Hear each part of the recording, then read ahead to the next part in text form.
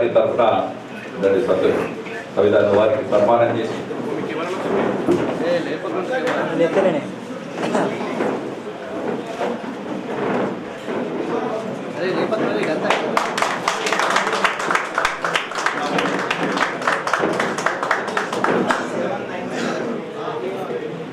కార్యశాల అయింది.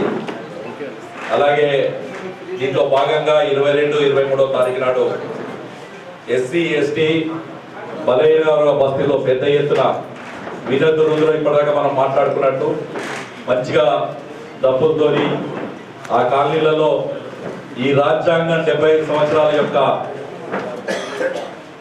విలువను దీన్ని కాంగ్రెస్ పార్టీ ఏ రకంగా అంబేద్కర్ గారిని అవమానించిన అన్ని కూడా వివరంగా ఇప్పటిదాకా మీకు చెప్పడం జరిగింది. ఎన్నిసార్లు అవమానించారు, వారిని ఎన్ని రకాలుగా వారిని ఓడగొట్టేందుకు ప్రయత్నం చేశారు. అలాగే ఈ దేశంలో ఏ కొత్త ఇన్స్టిట్యూట్ వచ్చినా, కొత్త ఎయిర్పోర్ట్ వచ్చినా ఆ ఇందిరా కుటుంబానికి సంబంధించిన వ్యక్తుల పేరు తప్ప ఏ రోజు కానీ మీరు గౌరవించలేదు. ఇలా అధికారం కోల్పోయినాక ఎందుకంటే నరేంద్ర మోడీని ఓడించేందుకు, భారతీయ జనతా పార్టీని ఓడించేందుకు చేతగాక ఈరోజు కొత్తగా రాజ్యాంగం అని పట్టుకొని తిరుగుతున్న సందర్భాన్ని కూడా ప్రజలకు వివరించాల్సిన అవసరం ఉంది. దాంట్లో భాగంగా 22-23 తారీఖు నాడు అన్ని బస్తీలలో పెద్ద ఎత్తున తాండాలలో ఈ కార్యక్రమం చేపట్టాలని చెప్పి జిల్లా పార్టీ తరఫున మీకు తెలియజేస్తున్నాం. అలాగే 24-25 తారీఖు కళాశాలలు, హాస్టళ్లు, ఎస్సీ ఎస్టీ బీసీ హాస్టళ్లు, అలాగే అంబేద్కర్ గారి సేవలు, రాజ్యాంగం పట్ల బీజేపీకి ఉన్న నిబద్ధత యువతలో ప్రచారం చేయాల్సిన బాధ్యత ఇది కూడా ఉంది. ఇది అన్ని కూడా తీసుకోవాల్సిందిగా కోరుకుంటూ 26 నాడు మండలాధ్యక్షులు వచ్చిన మీ అందరికీ కూడా విజ్ఞప్తి చేస్తున్నాం. 26 నాడు ప్రతి బూత్ లో కూడా మనం రెగ్యులర్ కూడా భారతీయ జనతా పార్టీ 6 కార్యక్రమాల్లో ఒక భాగమైన మనం 26 జనవరి కార్యక్రమం చేసుకుంటాం. ఆ కార్యక్రమాన్ని విజయవంతం చేయాలని కోరుకుంటూ మరొకసారి తెలియజేసుకుంటున్నాం, కేవలం అధికారం దూరమైందని వాళ్ళలో ఉన్న మానసిక దీంతోనే ఈరోజు రాజ్యాంగం మీద వాళ్ళు మాట్లాడుతున్నారు కాంగ్రెస్ పార్టీ వాళ్ళు. కాబట్టి దాన్ని తిప్పికొట్టాల్సిన అవసరం ఉంది, ప్రతి దగ్గరికి వెళ్ళాల్సిన అవసరం ఉంది. ఈ 75 సంవత్సరాల రాజ్యాంగం పూర్తి చేస్తున్న సందర్భంలో నరేంద్ర మోడీ గారు ముఖ్యమంత్రి ఉన్న నుంచి ఈ రోజు వరకు భారతీయ జనతా పార్టీ గత 50 సంవత్సరాల నుంచి కూడా ఏ కార్యక్రమాలు తీసుకొస్తుందో అన్ని కూడా మనం వివరించాల్సిన అవసరం ఉందని తెలియజేసుకుంటూ ఈ యొక్క కార్యశాలకి ముఖ్య అతిథిగా ఇచ్చేసిన పెద్దలు, ఎందుకంటే వారి యొక్క వాయిస్ మొత్తం రాష్ట్ర వ్యాప్తంగా అటు అసెంబ్లీలో ఇటు భారతీయ జనతా పార్టీ శ్రేణులే కాదు ఏ వర్గాలు ఈరోజు అన్యాయం గురవుతున్నాయి ఆ వర్గాల యొక్క వాయిస్ వినిపిస్తున్న మన ఫ్లోర్ లీడర్, అసెంబ్లీలో Bharatiya Janata party floor leader Nirmal MLA గారైన ఏరెడ్డి మహేశ్వర్ రెడ్డి గారిని మాట్లాడవలసిందిగా కోరుతున్నాను. భారత్ మాతాకి ఈరోజు ఈ కార్యక్రమంలో కుటుంబ సభ్యులు వివిధ గ్రామాల నుంచి జిల్లా వ్యాప్తంగా వచ్చినటువంటి భారతీయ జనతా పార్టీ నాయకులు, కుటుంబ సభ్యులందరికీ కూడా పేరు పేరు నమస్కారం తెలియజేస్తా ఉన్నాము. అదే మామూలుగా పత్రికా విలేకరులందరూ కూడా నమస్కారం తెలియజేస్తా ఉన్నాను. ముందుగా ఎవరు సాధించలేనటువంటి ఒక గొప్పగా పోరాటం చేసి దేశానికే గర్వకారంగా నిలిచినటువంటి ఈరోజు పసుపు బోర్డు నిజామాబాద్కి సాధించినటువంటి పార్లమెంట్ సభ్యులు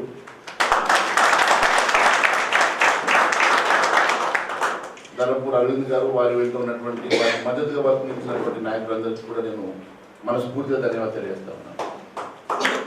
ఎన్నో సంవత్సరాలు వారు పోరాట సందర్భంగా చాలామంది ఇది సాధ్యమే కాదు, ఇది రానే రాదు అన్నట్టుగా ప్రతిపక్షాలు మనం విమర్శ చేసినాయి. పట్టు వీడకుండా వారికి ఎక్కడ అవకాశం ఉంటే అక్కడ తన గొంతు విప్పి ఈ నిజామాబాద్కి గర్వకారణమైనటువంటి ఈ పసుపు రైతులకే కాదు, ఈ ప్రాంతంలో ఉన్నటువంటి ప్రతి ఒక్కరికి, అన్ని ప్రాంతాల్లో ఉత్తర తెలంగాణతో పాటు అన్ని ప్రాంతాల్లో పసుపు పండించేటువంటి రైతులందరికీ కూడా ఉపయోగపడే ఒక గొప్ప పసుపు ఓడిని సాధించడమే కాకుండా ఒక రైతు బిడ్డకు దానికి ఆ పెద్ద పీట వేయడం కూడా నేను వారికి అభినందన తెలియజేస్తా ఉన్నాను. మరి ఈరోజు ఈ కార్యక్రమానికి నన్ను నిజామాబాద్కి పంపడం జరిగింది. మీ అందరికీ ఈ అంశం మీద అధ్యక్షులు మరియు ముఖ్య నాయకులందరూ కూడా మీకు వివరించడం జరిగింది. రాజ్యాంగం రాసుకున్నప్పటి నుంచి ఇప్పటి వరకు పలు సందర్భాల్లో ఏ రకంగా రాజ్యాంగాన్ని ఎన్నిసార్లు పార్లమెంట్లో వారికి అనుకూలంగా మార్చుకున్నారో, అమెండ్మెంట్స్ తీసుకొచ్చారో, దాన్ని ఏ రకంగా వారికి అనుకూలంగా మలుచుకోవడానికి వారు ఎన్ని రకాలుగా ప్రయత్నం చేశారో మీరందరూ కళ్ళారా చూశారు. మీరు ఈ భారత రాజ్యాంగాన్ని రచించినటువంటి డాక్టర్ బాబాసాహెబ్ అంబేద్కర్ గారిని కూడా ఎన్నిసార్లు ఎన్ని రకాలుగా అవమానించారో ఇప్పుడే మరి నాయకులు, ముఖ్యంగా నేను ఇప్పుడు అధ్యక్షులు చెప్తుంటే కూడా విన్నాను. చరిత్రను ఎవరు మార్చలేరు. బాబాసాహెబ్ అంబేద్కర్ గారు ఎంతో కష్టపడి వివిధ దేశాల్లో ఉన్నటువంటి రాజ్యాంగాల్ని అర్థం చేసుకొని దాంట్లో ఉన్నటువంటి మెరిట్స్ని మాత్రమే తీసుకొని ఏ దేశంలో లేనంత గొప్పగా ఒక రిటర్న్ కాన్స్టిట్యూషన్ రచించడం. ఆ రిటర్న్ కాన్స్టిట్యూషన్లో మీరు తీసుకున్నట్లయితే మన దగ్గర ఈ దేశంలో ఎక్కడ లేనట్టుగా ఇప్పుడు అమెరికా తీసుకుంటే ప్రెసిడెన్షియల్ రూల్, యూనిటరీ ఫీచర్స్ ఉంటాయి. కానీ మన దగ్గరకు వచ్చేసరికి పార్లమెంటరీ సిస్టంలో ఎంపీలు ప్రధానమంత్రి ఎన్నుకుంటే ప్రధానమంత్రి క్యాబినెట్ని ఎన్నుకోవడం అంటే ఒక అధికారాన్ని గ్రామీణ ప్రాంతంలో నుంచున్నటువంటి మన ఓటుని మనం ఎన్నుకున్నటువంటి ఒక ప్రజాప్రతినిధి ఏ రకంగా దేశంలో ప్రధానమంత్రి వరకు మనము ప్రజలు కోరుకున్నటువంటి ప్రభుత్వం ఎట్లా ఏర్పాటు చేయాలనే ఒక ప్రజాస్వామ్య పద్ధతిని మనం రచించుకోవడంలో ఈ దేశంలో ఉన్న గొప్పతనం ఏంటంటే క్వాసీ ఫెడరలిజం. అంటే ఒకవైపు రాష్ట్రాలకు ఉన్నటువంటి హక్కులు రాష్ట్రాలకు కల్పిస్తూ దేశంలో మన యూనిటరీ ఫీచర్స్ని కూడా కలిగినటువంటి ఒకే ఒక దేశం ప్రపంచంలో ఉందంటే భారతదేశం. అలాంటి గొప్పగా మనం రాజ్యాంగాన్ని రచించుకుంటే ఇతర దేశాల్లో ఉన్నటువంటి మెరిట్స్నే మాత్రమే తీసుకుని రచించినటువంటి రాజ్యాంగంలో ఇంత గొప్ప ఓడించడానికి ఏ రకంగా కాంగ్రెస్ పార్టీ రకరకాల ప్రయత్నాలు చేసేసి ఆయనను ఓడించడానికి ప్రయత్నం చేసి ఓడించారో, వారి ప్రాంతాన్ని ఆ రోజు పాకిస్తాన్కి పంపించి వారు అనుకూలమైనటువంటి ప్రాంతాన్ని కూడా వారికి లేకుండా చేశారో, వారిని ఎన్ని రకాలుగా కనీసం చనిపోతే భారతరత్న కూడా ఇవ్వకుండా అవమానించినటువంటి కాంగ్రెస్ పార్టీ ఈరోజు వారి గురించి మాట్లాడుతూ ఉంది. వారి ఓట్ల కోసం ఎవరైనా ఓన్ చేసుకునే ప్రయత్నం చేస్తారు. బాబాసాహెబ్ అంబేద్కర్ గారు ఎంతో బాధపడుతూ ఎన్నోసార్లు కాంగ్రెస్ పార్టీ వారికి జరిగిన అవమానాలను వారికి చెప్పుకోవడం, మరి వారికి భారతరత్న ఇవ్వకుంటే ఆ భారతీయ జనతా పార్టీ వారిని గుర్తించి గౌరవించి భారతరత్న ఇచ్చే సంగతి నేను మరొకసారి గుర్తు చేస్తా ఉన్నాను. పివి నరసింహారావు గారిని ఏ రకంగా అవమానించారు. పివి నరసింహ గారి భౌతిక కాయాన్ని కూడా వారి పార్టీ ఆఫీస్కి తీసుకెళ్లకుండా, వారికి అక్కడ ఢిల్లీలో స్థలాన్ని కల్పించకుండా ఏ రకంగా అవమానిస్తే పివి నరసింహారావు గారిని కూడా భారతీయ జనతా పార్టీ గుర్తించి గౌరవించి వారికి భారతరత్న ఇచ్చే సంగతిని గుర్తు చేస్తా ఉన్నాను. మరి భారతీయ జనతా పార్టీ 2 పర్యాయాలు అధికారంలో ఉండి ఇప్పటి వరకు ఏ ఒక్క అవినీతి మచ్చ లేకుండా, కుంభకోణం లేకుండా భారతదేశ అభివృద్ధి కోసం ఈరోజు ఎక్కడో 11వ స్థానంలో ఉన్నటువంటి భారతదేశ ఆర్థిక వ్యవస్థని 5వ ఆర్థిక వ్యవస్థగా మార్చినటువంటి నరేంద్ర మోడీ గారి నాయకత్వంలో ఏ ఒక్క అవినీతి మచ్చ, కుంభకోణం లేకుండా ముందుకు నడిపిస్తున్నటువంటి భారతీయ జనతా పార్టీ మళ్ళీ 3వసారి అధికారంలోకి వచ్చి 3వ ఆర్థిక శక్తిగా ఈరోజు పరుగులు తీసుకున్న సంగతి మీకు తెలుసు. మరి ఇంత ఏ రోజు కూడా అధికార దుర్వినియోగం మనకు తెలియనటువంటి పార్టీ ఈ ప్రభుత్వంలో, ఈ పార్టీలో మనం భాగస్వామ్యం అయినందుకు నిజంగా గర్వించాలని చెప్పి తెలియజేస్తా ఉన్నాం.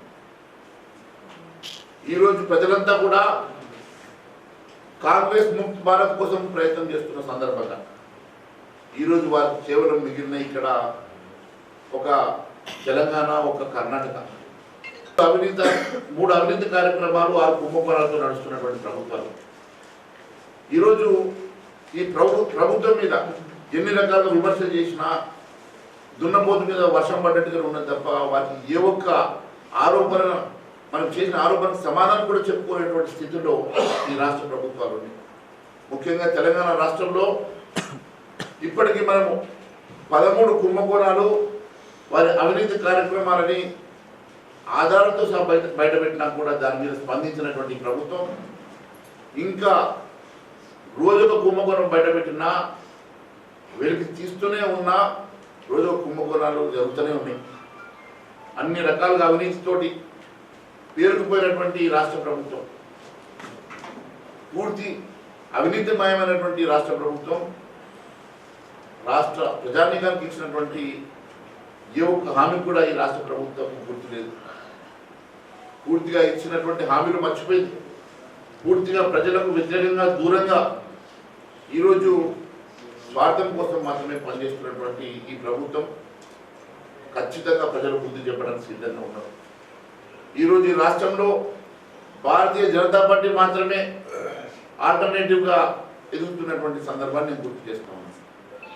ప్రజలు మన వైపు చూస్తున్నారు. మీరందరూ కూడా ఇదే ఇప్పుడున్నటువంటి జోస్తోటి ఇప్పుడున్నటువంటి శక్తితోటి ముందుకు వెళ్ళండి. రేపు రాబోయేటువంటి లోకల్ బాడీ ఎలక్షన్స్ అన్నీ కూడా మనం చేజిక్కించుకోవాల్సిన అవసరం ఉన్నది. ఖచ్చితంగా మనము గెలుస్తామన్న సంగతిని తెలియజేస్తా ఉన్నాను. ఈరోజు టీఆర్ఎస్ ప్రభుత్వం గతంలో చేసినటువంటి పాపాలు అన్నీ ఇన్ని కాదు. టీఆర్ఎస్ ప్రభుత్వం చేసినటువంటి అవినీతి దానితో ఇప్పుడు కాంపిటీషన్లో కాంగ్రెస్ పార్టీ కూడా అదే తోవలో నడుస్తూ ఉన్నది, అదే దారిలో నడుస్తూ ఉన్నది. వారిని ఆదర్శంగా తీసుకొని ముందుకు వెళ్తూ ఉన్నది.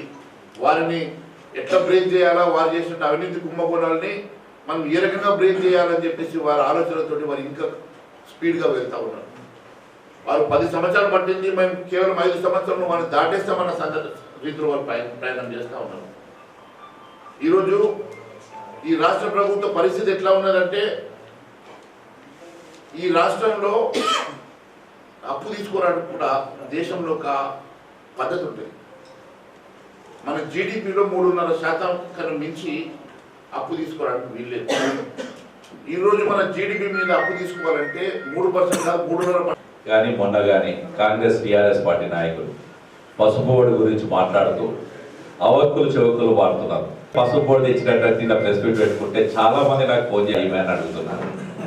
అంటే నీకు 10 సంవత్సరాలు నీ తండ్రి ముఖ్యమంత్రి ఉన్న సందర్భంలో కనీసం పసుపు గురించి వేర్పూర్లో తెస్తా అన్నావు, లేదు నందిపేటలో సెజ్ తెస్తా అన్నావు, నిజామాబాద్ తెస్తా అన్నావు. ఒక ఇటుకేయని కవిత ఇలా పసుపు బోర్డు సాధించి రాజకీయ రంగంలో ఎవ్వరూ లేని వ్యక్తి, కేవలం ప్రజల ఆశీర్వాదంతో 2 సార్లు పార్లమెంట్ మెంబర్ గెలిచిన ధరంపురి అరవింద్ గారు 30 ఏళ్ల నుంచి కేంద్రంలో బోర్డు అనేదే లేదు, ఏ బోర్డు లేదు. అలాంటి బోర్డు సాధించిన అరవింద్ విమర్శించినందుకు ఏ రకంగా నోరొచ్చిందమ్మా నీకని నేను అడుగుతున్నా. ఇవాళ నిజంగా కవిత గారికి ఈ ప్రాంతం మీద, ఇక్కడ ఉన్న పసుపు రైతుల మీద తనను రాజకీయంగా భూస్థాపితం చేసేది పసుపు రైతులే.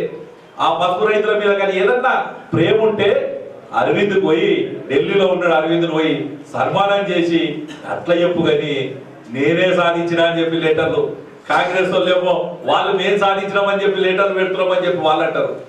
ఆ మంత్రి మాట్లాడుతున్నాడు. కాబట్టి దీన్ని తీవ్రంగా భారతీయ జనతా పార్టీ హిందూ శాఖ ఖండిస్తుంది. 3 గంటలకు మా పార్టీ తరఫున ప్రెస్ మీట్ కూడా దాన్ని ప్రత్యేకంగా పెడుతున్నారు.